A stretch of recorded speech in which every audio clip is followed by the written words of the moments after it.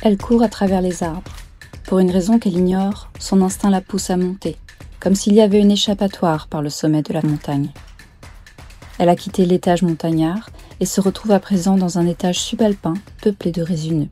Pins et épicéas, les arbres à aiguilles persistantes dressent fièrement leurs robes vert sombre vers le ciel.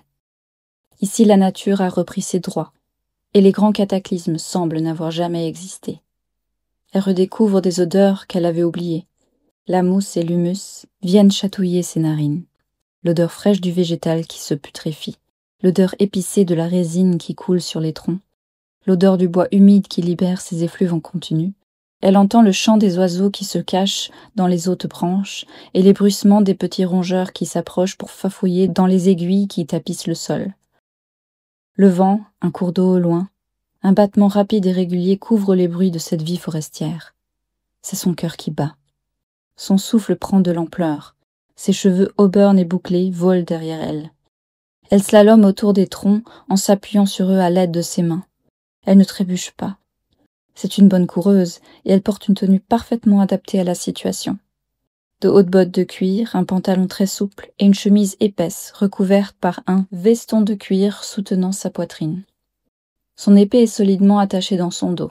Légère et bien calée, elle la rassure sans la gêner. Elle a l'habitude de fuir, elle a aussi l'habitude de se battre, mais sait reconnaître quand elle n'a aucune chance. Elle jette quelques coups d'œil en arrière, de temps à autre, mais il n'y a aucun son de poursuite derrière elle. Il semble avoir perdu sa trace. Elle trottine encore quelques minutes, puis ralentit pour continuer en marchant. Le silence autour d'elle est à présent complet. Elle n'entend pas les cris des poursuivants, mais n'entend plus non plus le bruit des animaux sauvages et des oiseaux. Certes, la vie a repris son cours ici, mais elle a l'impression d'avoir pénétré dans un nouveau lieu, un endroit à part. Ici, on peut respirer, mais il reste quelque chose de pesant dans l'atmosphère, la sensation de ne pas être tout à fait la bienvenue. Il faut dire que cette forêt n'a probablement pas vu d'homme depuis longtemps. Elle regarde les arbres autour d'elle, elle n'y connaît rien, mais les trouve un peu différents de ceux qu'elle voyait quelques minutes plus tôt. Une souche paraît dormir au centre d'un espace délimité par quelques hauts conifères. Elle n'a pas l'air morte. La voûte formée par les épineux, loin au-dessus de sa tête, au lieu d'étouffer les bruits, semble faire résonner quelque chose. La lumière du jour qui se lève filtre à travers les aiguilles d'une douce lueur dorée, comme les rayons du soleil à travers les verres colorés d'un vitrail. Le silence remplit l'espace. Le temps est étrangement suspendu. Comme dans une église, il y a quelque chose qui vous dépasse. Une spiritualité qui nourrit les lieux et le poids de l'histoire qui a marqué les murs. C'est exactement la même sensation ici, et cela l'apaise. Elle n'a désormais plus aucune pensée pour ses poursuivants. Dans ce lieu étrange, elle se sent loin, loin de tout, loin des autres et loin du temps. Elle ralentit encore un peu plus et finit par s'arrêter. Elle s'assied sur la souche pour réfléchir. Elle regarde les vieux troncs et les jeunes pousses et cherche presque leurs yeux. Quelqu'un ou quelque chose l'observe. Où sont les autres? Faut-il les attendre ici? Faut-il partir à leur recherche? Yakumi s'en est-elle sortie?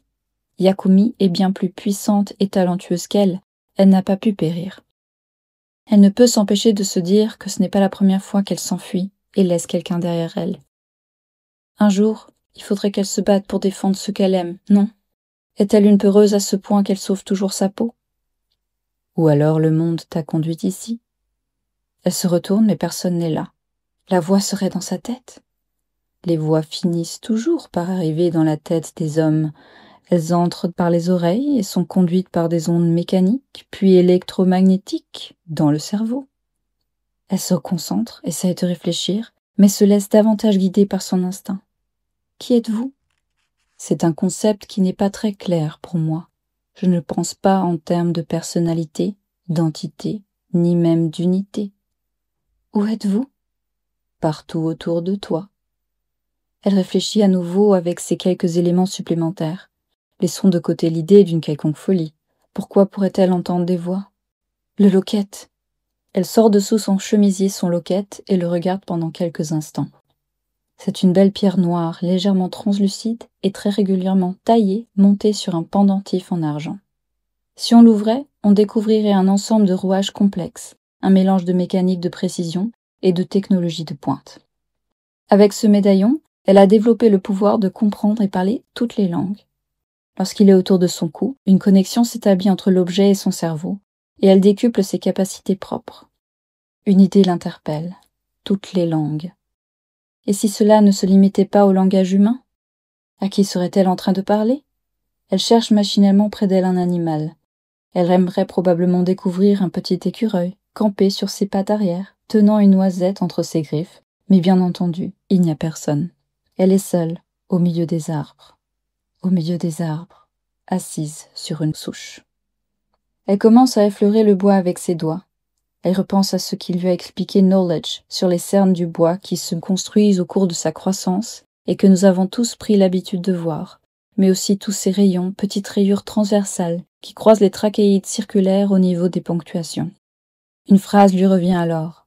Les arbres ne parlent pas, mais ils ne sont pas silencieux pour autant. Et peu à peu, c'est toute la conversation qu'elles ont eue, qu'elles se remémorent. Ça y est, tu commences à comprendre. Je parle avec un arbre.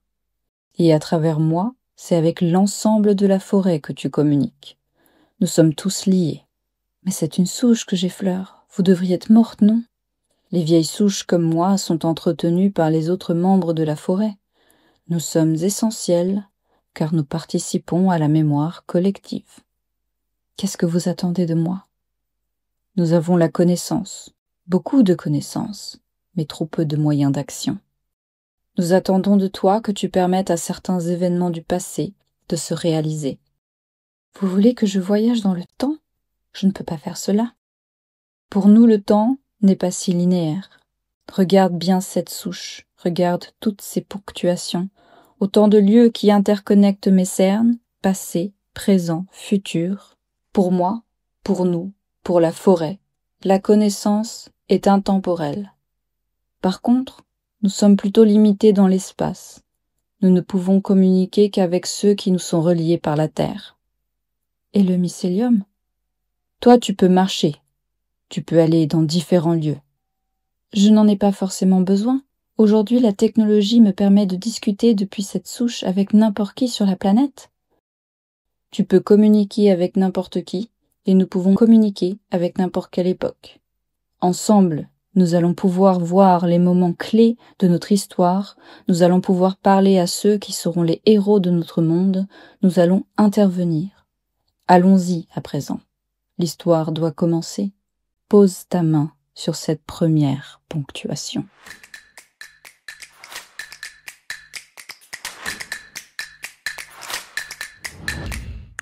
Vous écoutez Inky, Pete et Nox se livrent, un podcast lecture en 15 minutes, ou presque, qui donne vie et voix aux premiers mots d'un livre et vous donne envie de découvrir les suivants. Ou pas. Je suis Marraine Bivard-le-Temple, grande rêveuse, amoureuse de mots magiques et d'histoires étoilées.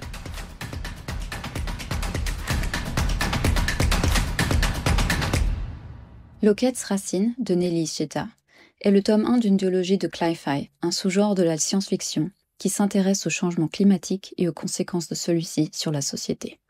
Le titre fait référence à un pendentif entre magie et prouesse technologique qui détient le pouvoir créé par celui ou celle qui le porte. Connectés au flux, ils permettent aux personnages de communiquer entre eux, mais également de communiquer avec les lectrices.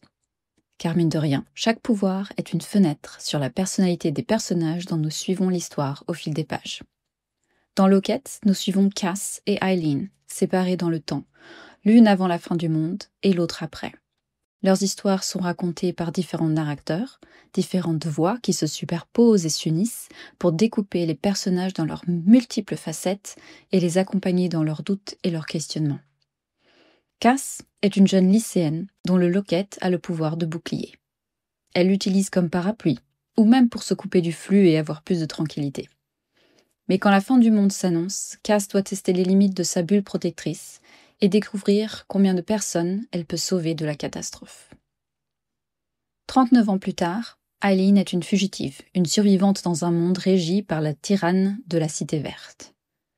Le globe est saupoudré de villes protégées par des dômes qui font office de boucliers.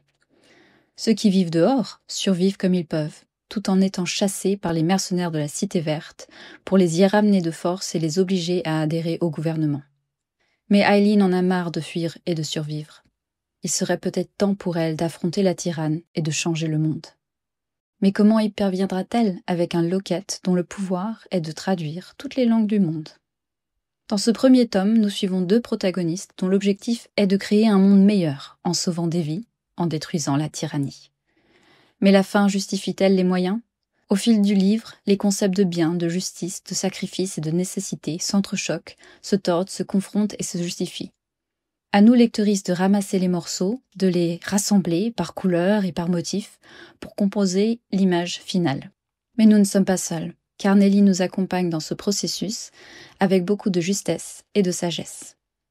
Sur fond cataclysmique, ce livre nous fait voyager au creux de la condition humaine et l'image qui nous est renvoyée est humble et perspicace, sévère et compatissante. Avec sa plume poétique, Nelly nous propose une histoire engagée et écologique, composée d'un ouragan de doutes, de retournements et de questionnements.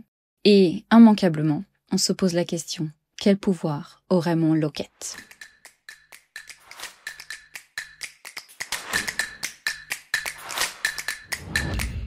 Merci de m'avoir écouté. Si ce podcast vous a plu, donnez-lui des étoiles et des commentaires, partagez-le et abonnez-vous aussi.